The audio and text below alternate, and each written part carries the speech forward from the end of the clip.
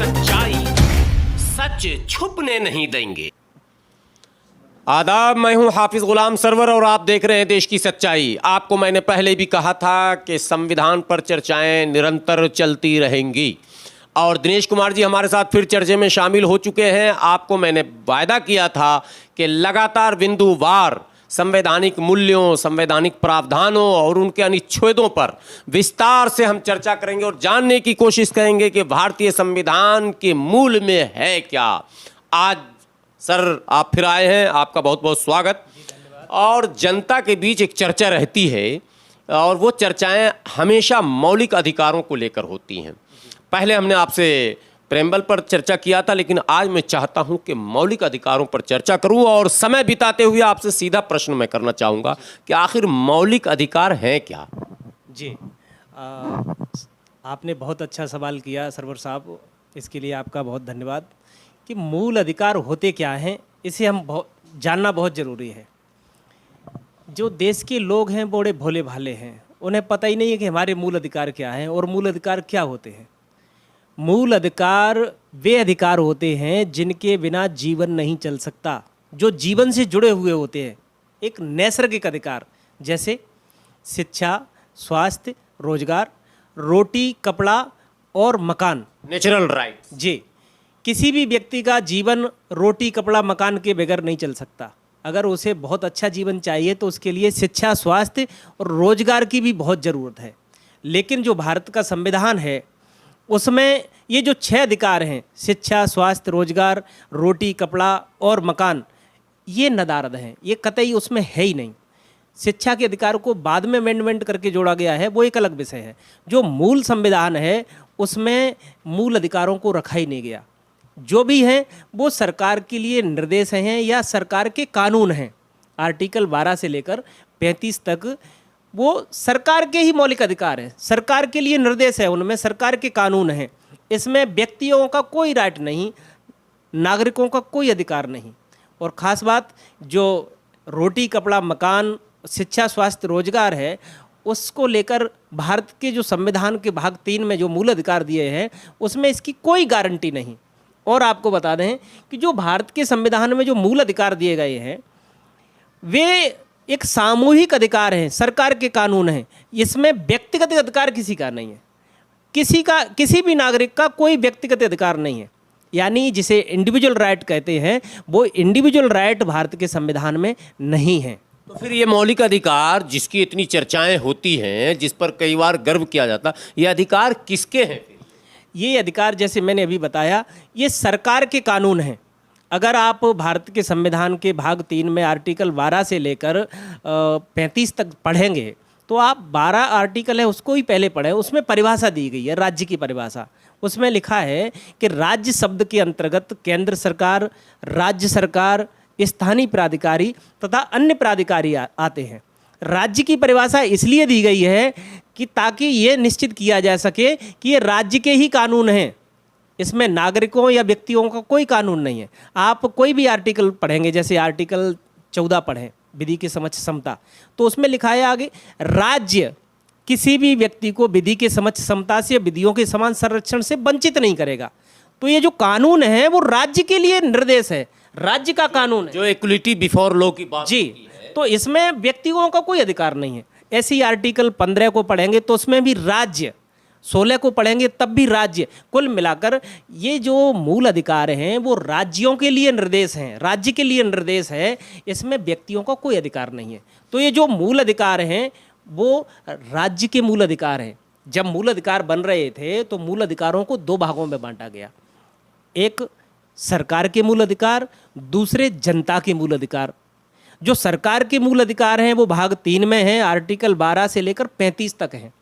और जो जनता के मूल अधिकार हैं वो आर्टिकल 36 से लेकर 51 तक हैं, जिन्हें हम राज्य का नीति निर्देशक तत्व कहते हैं।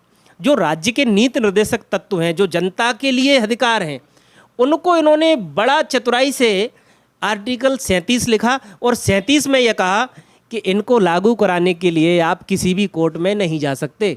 ये नॉन जस्टिसिएबल है, इसे न्यायालय के द्वारा लागू नहीं कराया जा सकता। और फिर वो जनता का तो हुआ ही नहीं, वो भी। जी, वो भी जनता का नहीं है, वो भी राज्य के लिए निर्देश है। और आप यह जानें कि जो मूल अधिकार हैं 2 आधारों पे बनाए गए, एक अमीर वर्ग के लिए, दूसरा गरीब वर्ग के लिए। जो अमीर वर्ग के लिए है वो आर्टिकल 12 से 35 तक है, और जो गरीबों के कल्याण के लिए थे वो आर्टिकल 36 से लेकर 51 तक थे। तो जो गरीबों के अधिकार हैं उनको नॉन जस्टिसिएबल बना दिया, प्रतिबंधित कह दीजिए। जी बिल्कुल, प्रतिबंध लगा दिया गया कि आप इन्हें लागू कराने के लिए किसी भी कोर्ट में जा ही नहीं सकते। तो ये प्रतिबंध लगाकर उनके अधिकार तो एक तरह से खत्म कर दिए। जो अमीरों के मूल अधिकार हैं उनको हम लेकर के, एक मिनट सर, आप 12 से 36 35 तक, यानी अनुच्छेद, संविधान के अनुच्छेद 12 से 35 तक, जिस पर हम लोग गर्व करते हैं, आप नई नई बात करते हैं। इसीलिए मैं चाहता हूं कि जनता इस बात को समझे। कहा यह जाता है कि अनुच्छेद 12 से 35 तक जो है वो अधिकार हैं जिसको हम मौलिक अधिकार कहते नहीं बल्कि वाकई है। इतना अभाव ज्ञान का हम जैसे लोगों को भी लग रहा अब हो गया है। आप कह रहे हैं कि ये तो अमीरों के लिए है, और जो आम जनों के लिए था उसको आप कह रहे हैं कि वो प्रतिबंधित है, चूंकि वो जस्टिस, मतलब वो आप जो कह रहे हैं आप न्यायिक प्रक्रिया में उसको चैलेंज नहीं कर सकते हैं, तो एक तरह, हाँ, तो वो एक तरह से तो प्रतिबंधित हो गए। हमको 12 से 35 आप बताएं कि कैसे अमीरों के लिए। देखिए, जो मूल अधिकार है 12 से 35 तक है, अगर उनका उल्लंघन होगा तो आप उसको लागू कराने के लिए कहाँ जाएंगे? आप बताएं। कोर्ट जाएंगे। कौन से कोर्ट में जाएंगे? जो भारतीय न्यायालय की व्यवस्था है। आर्टिकल 32 में संवैधानिक उपचारों का अधिकार है। उसमें लिखा हुआ है यदि किसी भी व्यक्ति के मूल अधिकार का उल्लंघन होता है तो उसको लागू कराने के लिए वो सुप्रीम कोर्ट जाएगा। अब सुप्रीम कोर्ट बीच में कहीं नहीं, ऐसा आर्टिकल 32 में कहीं नहीं लिखा। आर्टिकल 32 में जो डायरेक्शन है वो सुप्रीम कोर्ट के लिए है।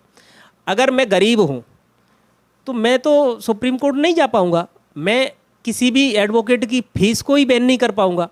दूसरा, अगर मैं केरल में रहता हूँ, असम में रहता हूँ, या किसी दूर स्टेट में रहता हूँ, दिल्ली से दूर रहता हूँ, मेरे मूल अधिकार का उल्लंघन हो जाएगा और मैं उसे लागू नहीं करवा सकता। आप इसे एक चीज़ से समझिए, जैसे किसी के खिलाफ कोई क्राइम हो जाता है, किसी के खिलाफ अपराध हो जाए तो उसको न्याय पाने की जो प्रक्रिया है बहुत सरल है। एक जो पीड़ित व्यक्ति है कम से कम उसे यह सुकून मिल जाता है कि मेरे खिलाफ अपराध हो गया, मारपीट हो गई, किसी भी प्रकार का क्राइम हो गया, तो वो 100 नंबर पर या 112 नंबर पर कॉल करेगा, पुलिस को सूचना देगा, पुलिस आ जाएगी। पुलिस नहीं भी आती है तो वो पुलिस थाने में जाके FIR दर्ज करा देता है। अगर पुलिस FIR दर्ज नहीं करती है तो उसके लिए एक ऑप्शन और खुला है कि वो कोर्ट में जाए और सीधी प्राइवेट कंप्लेंट फाइल करे। लेकिन अगर मेरे मूल अधिकार का उल्लंघन हो गया तो भाई मुझे तो सुप्रीम कोर्ट ही जाना पड़ेगा। 100 नंबर कॉल करने से मसला हल होगा नहीं। इसकी प्रक्रिया इतनी सरल क्यों नहीं बनाई? ये इसलिए बनाई क्योंकि अमीर व्यक्ति आसानी से जा सकता है। जैसे आपने देखा लॉकडाउन के दौरान अर्नब गोस्वामी का मैटर हुआ। अर्नब गोस्वामी को के लिए लॉकडाउन में भी कोर्ट बैठता है, छुट्टी के दिन भी, और उसको तुरंत बेल मिल जाती है। और हमारे जैसे गरीब लोग हैं, इनकी सुप्रीम कोर्ट में पिटीशन पेंडिंग है, उन पर आज तक कोई न्याय नहीं, कोई सुनवाई नहीं हो रही। ये आखिर क्यों हो रहा है? ये इसीलिए हो रहा है। बड़ा क्लियर डिफाइन किया आपने इसको कि वाकई ये तो आर्टिकल, मैंने आपने 12 की बात की, अनुच्छेद 12 की बात। जी जी जी। क्या टोटल मौलिक अधिकार में इसी तरह का पेच है क्या कि वो गरीबों को कहीं न कहीं कुछ नहीं दे रहा है और अमीरों के? देखिए, आपको एक बात और स्पष्ट कर दूं। कुछ लोग ये कहते हैं कि संविधान के जो मूल अधिकार हैं उसमें आरक्षण का प्रावधान है। आरक्षण का प्रावधान आर्टिकल 15(4) और 16(4) में है। अभी सुप्रीम कोर्ट का एक फैसला आया, उसमें सुप्रीम कोर्ट ने क्लियर कट कह दिया कि जो आरक्षण है वो किसी का फंडामेंटल राइट नहीं है, ये तो स्टेट के लिए डायरेक्शन है, स्टेट करे या ना करे। तो आप हमें ये बता दीजिए कि अब इसके अलावा कौन सा आर्टिकल है जो मौलिक अधिकारों में वो गरीबों के लिए है। गरीबों के कल्याण के लिए जो आरक्षण के प्रावधान थे आर्टिकल 15(4) और 16(4) में, उसको सुप्रीम कोर्ट ने कह दिया कि आपका फंडामेंटल राइट नहीं है, ये तो स्टेट के लिए डायरेक्शन है, स्टेट चाहे तो करे, नहीं चाहे तो नहीं करे। यानी सरकार के दया कृपा पर निर्भर है, वो चाहे तो हो, नहीं तो नहीं। जी बिल्कुल। तो इसका मतलब है कि ये सारे अधिकार जो जिसको हम लोग जिसका डंका पीटा जा रहा है, ढोल बजाया जा रहा है कि मौलिक अधिकार हैं, ये तो आपके कथनानुसार आप जिस तरह से परिभाषित कर रहे हैं, लग रहा है कि बिल्कुल गरीबों के की हित की रक्षा कहीं नहीं हो रही है। आरक्षण भी मौलिक अधिकारों से मतलब बाहर ही है, जो सुप्रीम कोर्ट ने भी इस बात को कह दिया। तो ये सब स्टेट को जो इतनी ताकत दी गई, ये सत्ता को ताकत पहुंचाने का काम क्यों किया गया? उसको तो सत्ता तो अपने आप में ताकत का केंद्र होता है, उसको संवैधानिक ताकत और अधिक देकर क्या संविधान लिखने वालों की मंशा क्या? देखिए, संविधान सभा है, उसका जो इलेक्शन हुआ वो भी गलत बेसिस पे हुआ।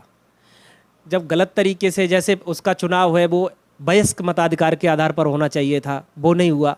दूसरा कम्युनल बेसिस पे हुआ, सांप्रदायिक आधार पर। जब भारत और पाकिस्तान का बंटवारा हो गया, मुस्लिम लीग यहाँ से छोड़कर चली गई, तो वो सांप्रदायिक आधार भी खत्म हो गया था। फिर भी उन्होंने उसको कंटिन्यू कर दिया संविधान सभा को। क्यों कंटिन्यू किया? उसका कारण है क्योंकि संविधान सभा में एक ही वर्ग का, एक ही धर्म का और एक ही पार्टी के लोगों का बहुमत था। जब धर्म था उसमें हिंदू धर्म वर्ग, पूंजीवादी और सामंतवादी वर्ग, और पार्टी कांग्रेस पार्टी, जब इनका बहुमत था तो इन्होंने अपनी व्यवस्था को बचाने के लिए भारत के संविधान में मौलिक अधिकार रखे और मौलिक अधिकारों के थ्रू उन्होंने अपनी पूरी व्यवस्था बचा ली। क्योंकि सत्ता में ये लोग थे, सरकार में ये थे, शासन इनका था। तो जो शासन के मूल में होती है, सत्ता के मूल में है, वो दो चीज़ें होती हैं, एक धर्म, दूसरा संपत्ति। तो इन्होंने मूल अधिकारों के द्वारा धर्म को बचाया और संपत्ति को भी बचाया। पहले मैं चर्चा संपत्ति की करूंगा।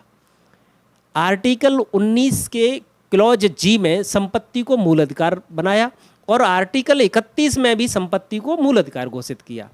जब मूल अधिकार घोषित किया गया तो संविधान सभा में यह कहा गया कि जिसकी प्रॉपर्टी जिसके पास है, जितनी भी है वो उसकी है, वो उसका मालिक है और उसी का ये मूल अधिकार है। अगर सरकार उससे लेना चाहती है तो उसे मुआवजा देना पड़ेगा, मार्केट वैल्यू के हिसाब से मुआवजा देना पड़ेगा।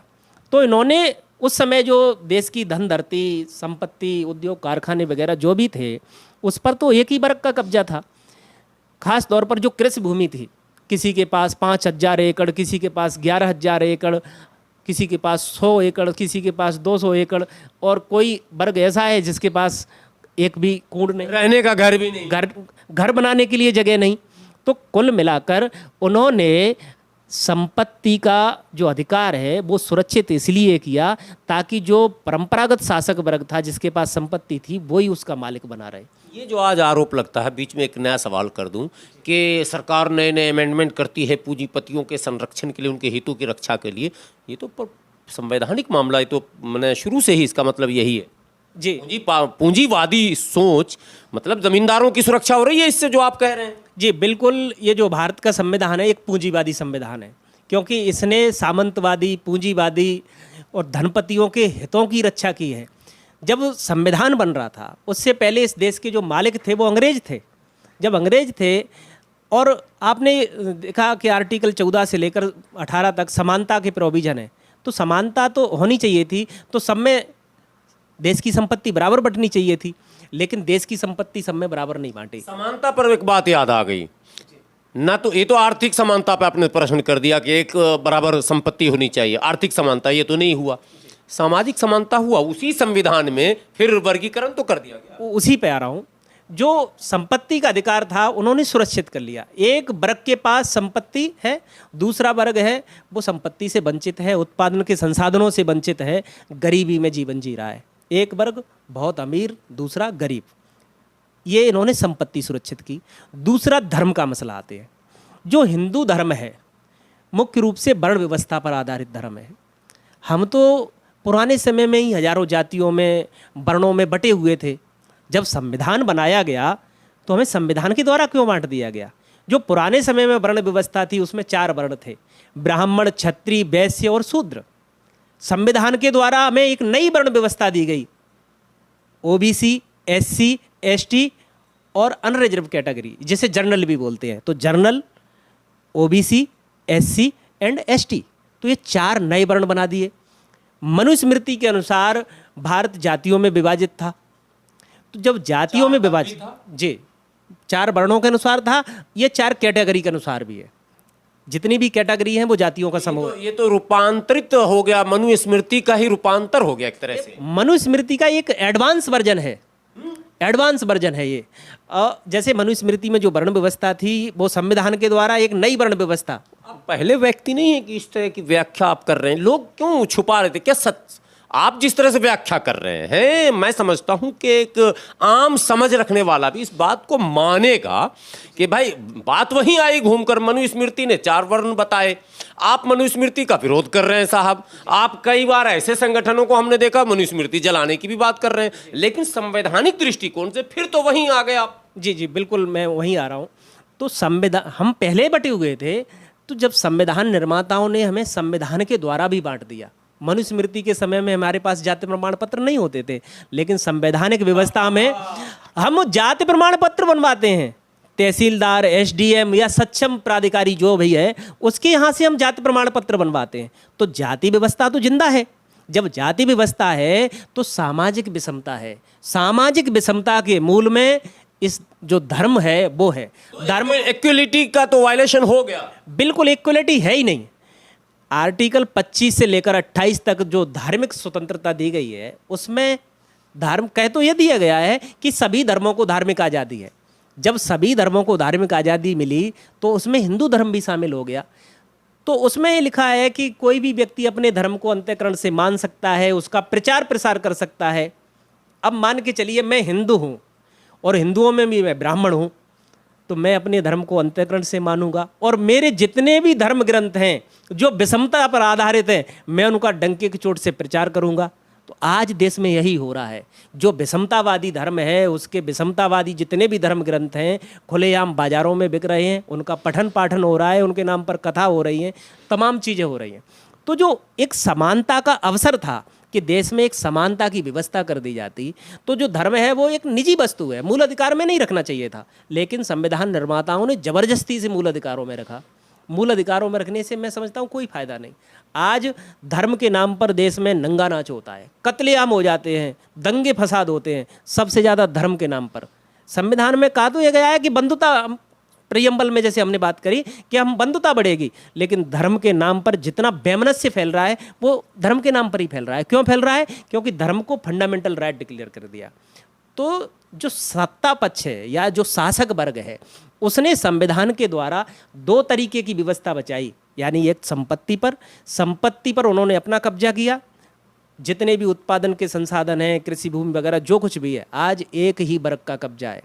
आज हम देखते हैं देश में ऐसा लगता है कि 2 ही लोग हैं। कौन? एक अंबानी, दूसरा अडानी। यही देश को चला रहे हैं, इन्हीं के पास संपत्ति है, यही देश को खरीद रहे हैं, यही बेच रहे हैं। कुल मिलाकर ये जो संविधान है एक पूंजीवादी संविधान है, और ये पूंजीवाद को ही बढ़ावा देता है। दूसरा, इन्होंने जो सत्ता पक्ष है उसने धर्म को बचाया तो उनकी धार्मिक व्यवस्था बची। तो आज देश में देख लीजिए प्रैक्टिकल तौर पर इतना घोर जातिवाद है, जाति के नाम पर अन्याय, अत्याचार, शोषण हो रहा है। और जब ये इस देश में जातिवाद है तो एक तो संपत्ति पर जिन्होंने कब्जा किया तो आर्थिक विषमता हो गई। जब इन्होंने धर्म पर कब्जा करके धर्म को मूल अधिकार बना दिया तो सामाजिक विषमता हो गई। तो कुल मिलाकर हम सामाजिक और आर्थिक विषमता में जीवन जी रहे हैं।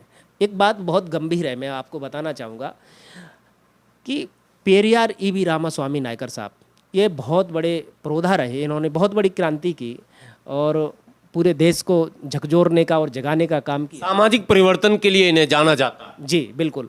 तो इन्होंने एलानिया तौर पर कहा, सरकार को संविधान के संबंध में नोटिस दिया, अल्टीमेटम दिया कि आप भारत के संविधान में जितने भी जातिवादी प्रोविजन हैं जो जाति को बचाते हैं उनको हटा दीजिए।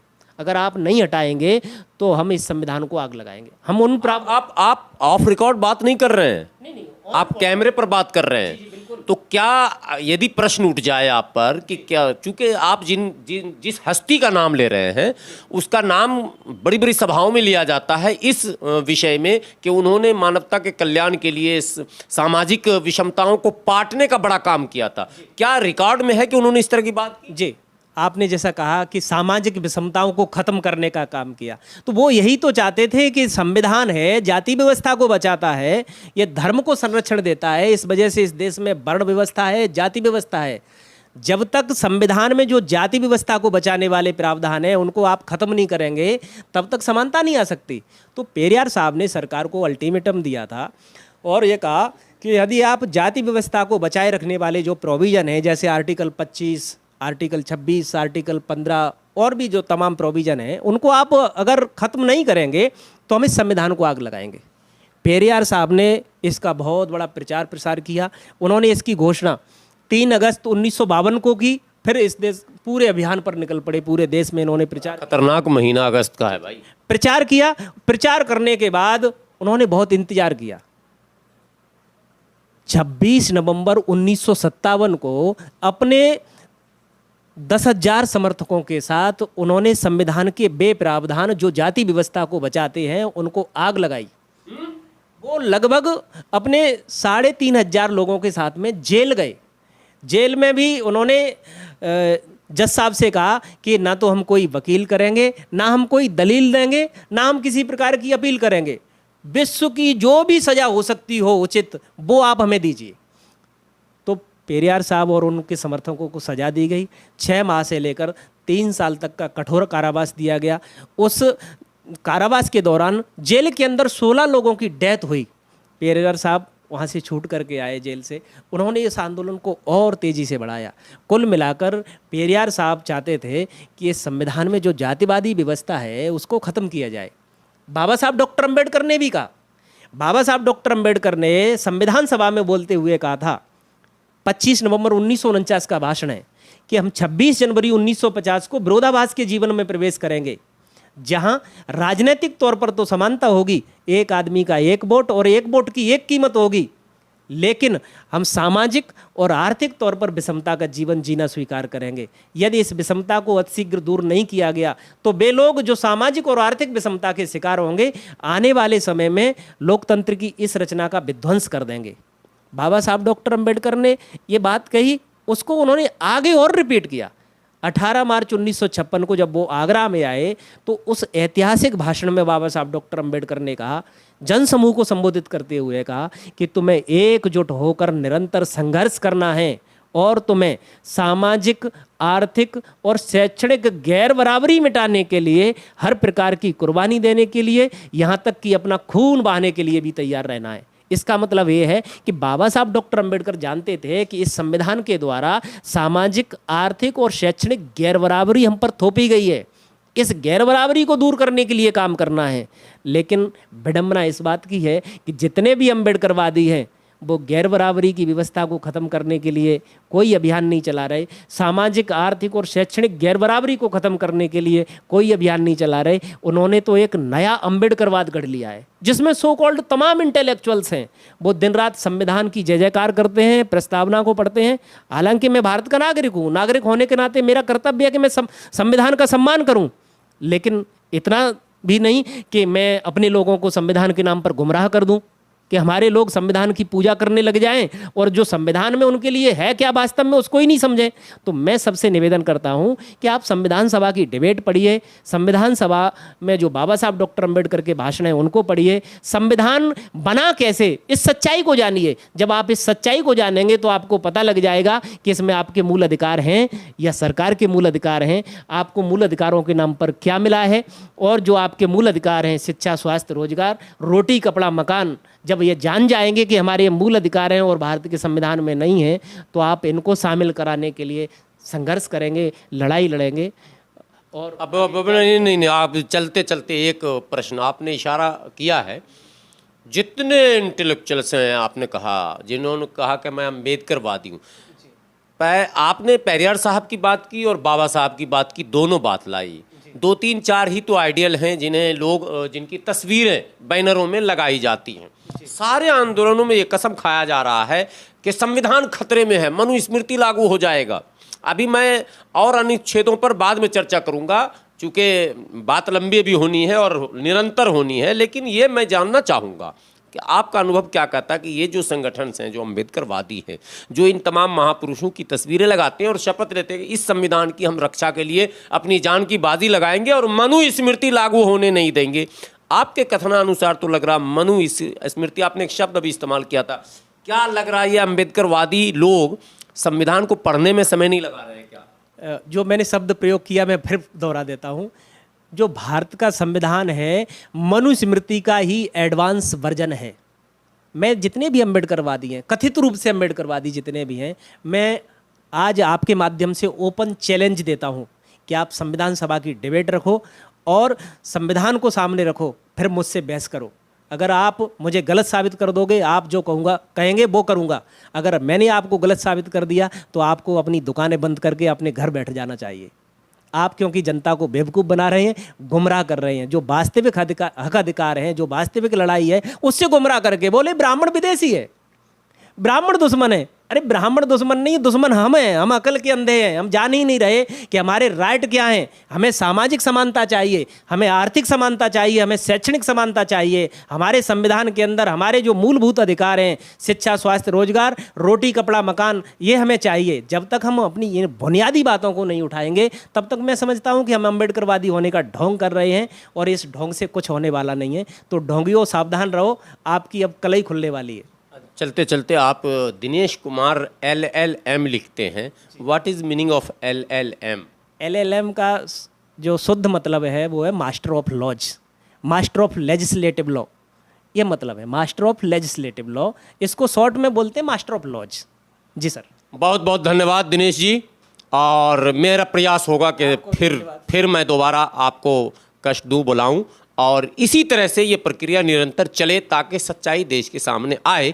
और जो अमेंडमेंट होते हैं बराबर हो रहे हैं, होना भी चाहिए।